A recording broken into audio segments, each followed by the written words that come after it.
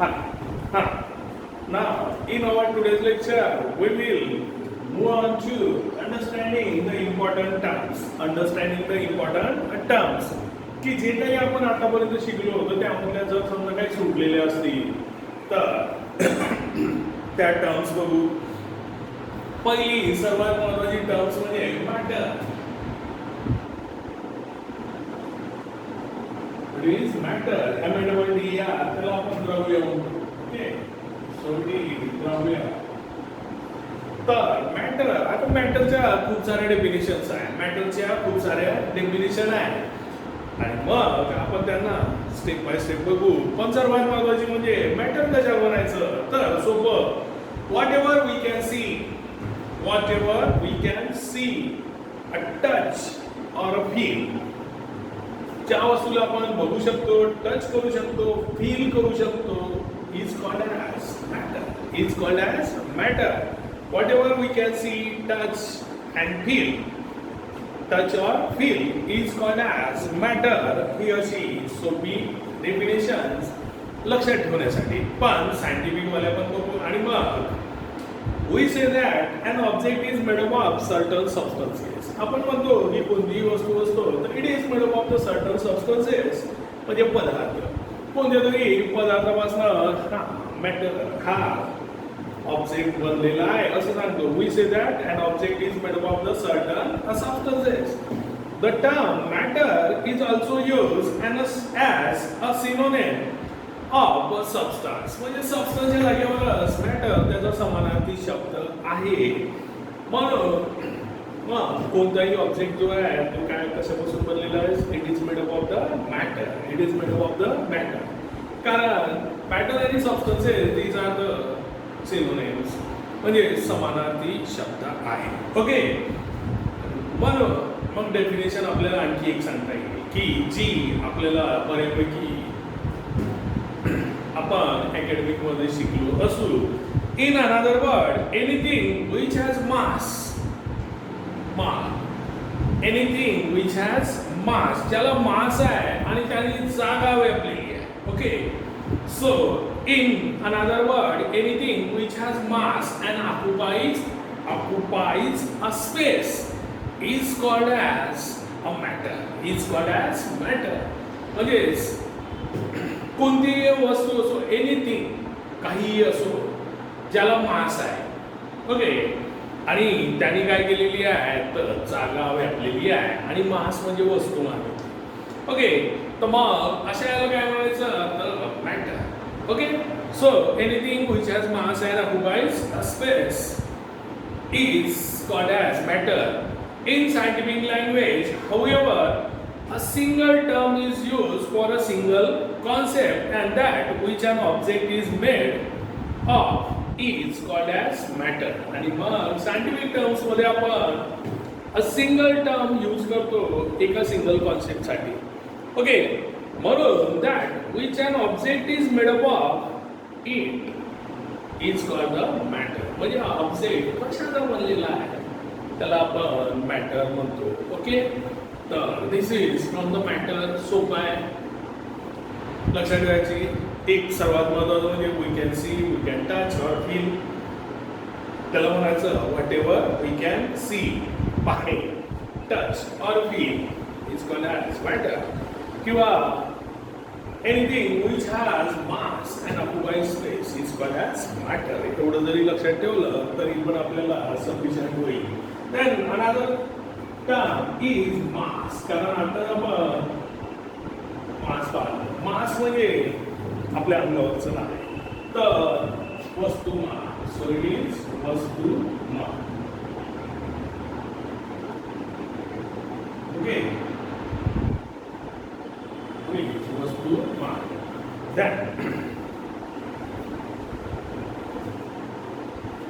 तर मॅटर समजला तर मास समजून यासाठी.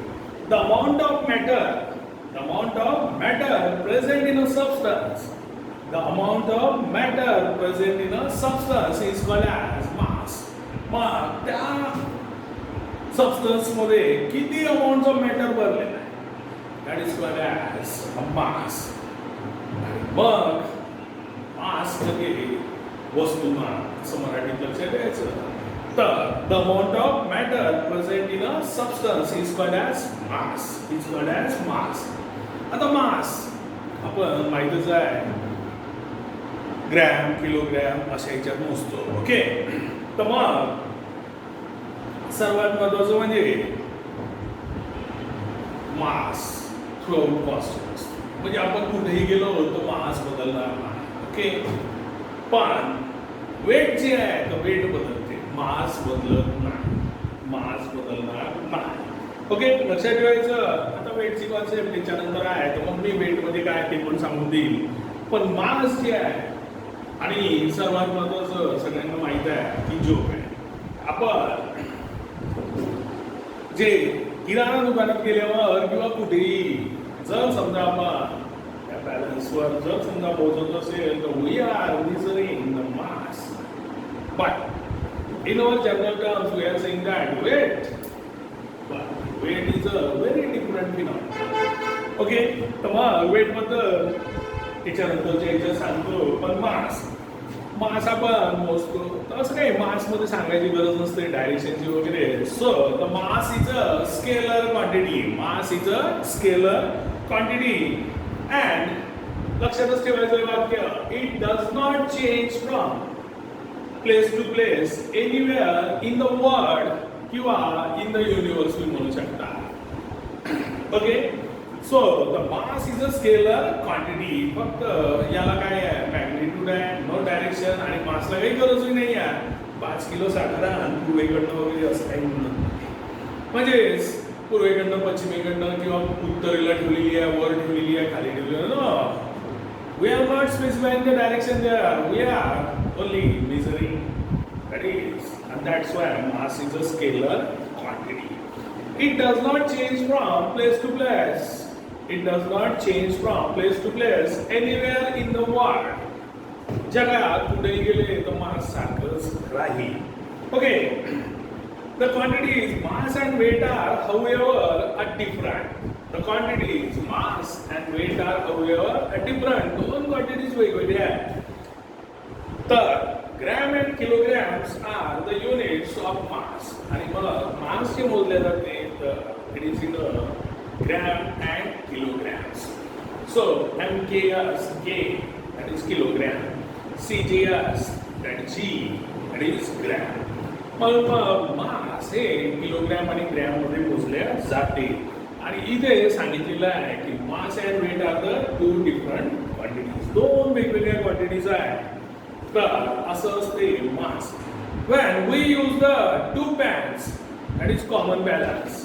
तराजू जे आपण दुकानात 2 पार्ट्याचा तराजू, that is called as what? 2 pans common balance. 2 pans, 2. Okay, तर 2 पारडे आणि तराजू.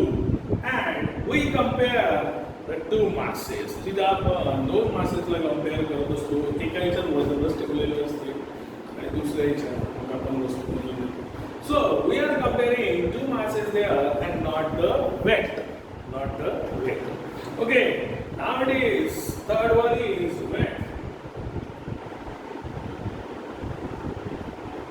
That is wazn. Okay, तमाम weight.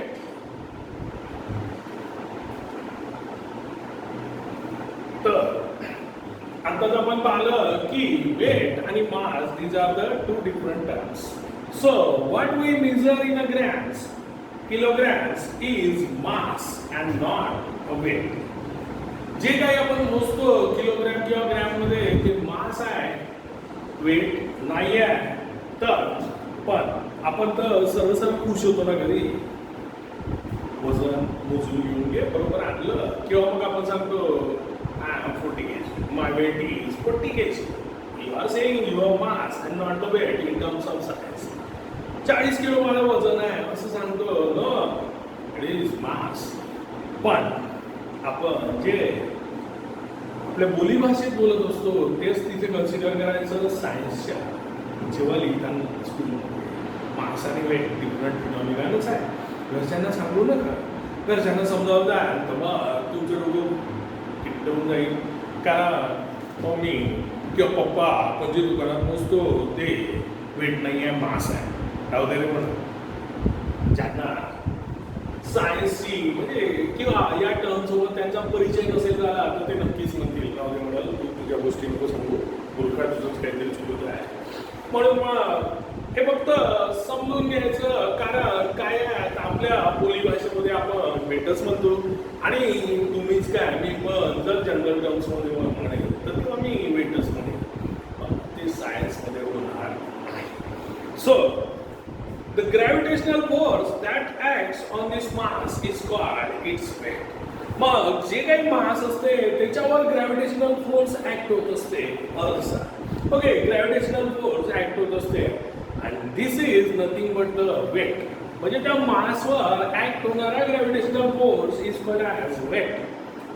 हे सायन्सच्या भाषेत. So the gravitational force that acts on this mass is called its weight.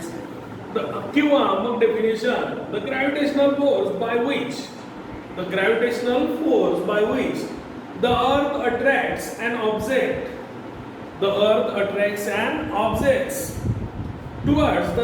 towards its center is called that weight of the object. म्हणजे ज्या gravitational फोर्सनं अर्थ त्या ऑब्जेक्टला स्वतःच्या सेंटरकडे अट्रॅक्ट करते, that is called as weight of that object.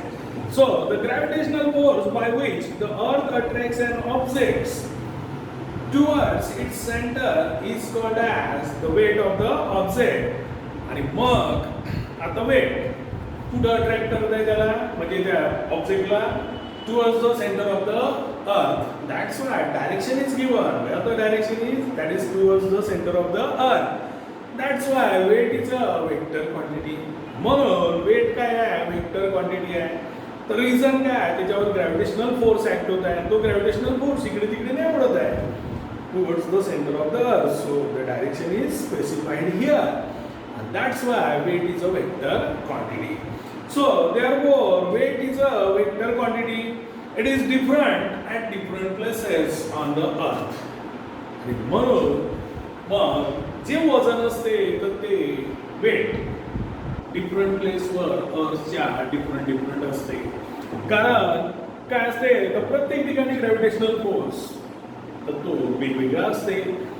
Please ॲव्हरेजमध्ये आपण 9.8 metre per second square असं consider करतो, पण कुठे थोडासा तो कमी किंवा जास्त असते. ॲव्हरेजमध्ये जे आहे अर्थवरच्या प्लेसेसवरचा जो ॲव्हरेज आहे that is 9.8 metre per second square.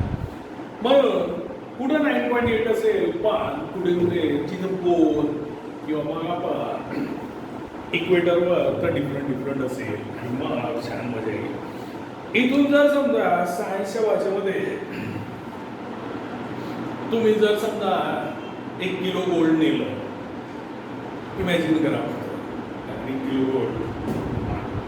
Kilo gold नेलं, ओके, आणि ते जर समजा आपण पोलवरच्या मित्राला दिलं आणि इक्वेटरच्या मित्राला, तर मग एक जण म्हणेल जास्त आहे, एक जण म्हणेल कमी आहे. तर पोलवर आणि इक्वेटरवर ग्रॅव्हिटेशनल फोर्स किती असते हे आपण ग्रॅव्हिटेशन चॅप्टरमध्ये बघणार आहे. फक्त एवढं सांगतो, वेगवेगळ्या प्लेसवर अर्थच्या वेगवेगळं वेट राहू शकते, कारण ग्रॅव्हिटेशनल फोर्स वेगवेगळा असते. Okay, so weight is a vector quantity and it is different at the different places on earth. आणि म्हणून वेटचा फॉर्म्युला आहे it is WEIGST weight. Okay, नाही तर मग WIT लिहा, बिलकुल नाही. हा, it is weight. W is equal to mass into gravitational